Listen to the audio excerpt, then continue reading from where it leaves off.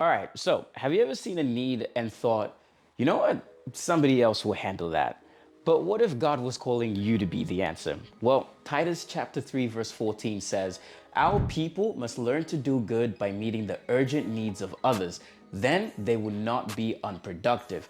But what does this mean exactly? Well, today we're breaking this down verse by verse to understand how God calls us to live out our faith through action. Let's begin. Okay, so just some context because that's always super important. But this letter was written by Paul to Titus, who was a young church leader in Crete. The people at the time there were struggling to live out their faith practically. And Paul here is telling them and us that true faith isn't just about belief, but it's about action. So today, I thought we could take this verse by verse and break it down to exactly what this means, what it looks like, and how we can apply this to our lives. So it begins by saying that our people must learn. So to me, this is saying that doing good doesn't always come naturally, and this is something that we have to practice. So similar to training a muscle or learning a new skill, generosity comes through use. Paul here is encouraging Christians to develop a habit of actively doing good rather than just being passive. This is also suggesting that doing good isn't always natural and must be learned through active practice and effort. So the passage then goes on to say to do good by meeting the urgent needs of others. The urgent needs here refers to helping others in practical ways. So this could mean helping other believers, assisting those in financial or physical hardship, or even supporting your church and other gospel workers to make sure that the word of God keeps being spread.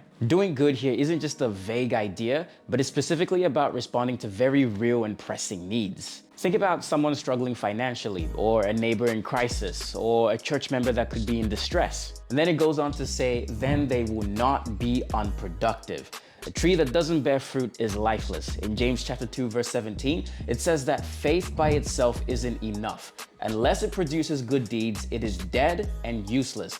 If we don't act, our faith remains stagnant. Simple as that. So Paul links good works to fruitfulness in a believer's life. If Christians fail to serve others, then their faith again remains stagnant. But when they meet needs, they're living out their faith in a way that glorifies God and benefits others. So here's how we can apply and take away from this verse. Take a moment to reflect who around you has an urgent need, and are you yourself living a fruitful faith, or are you just consuming? And then next, be attentive. Look for needs around you. Pay attention to the needs around you, both in your church and in your communities, and ask, who around me is struggling and how can I help? Next, be intentional. Set aside time and resources to help. Develop a servant's heart. Jesus himself modeled servanthood perfectly.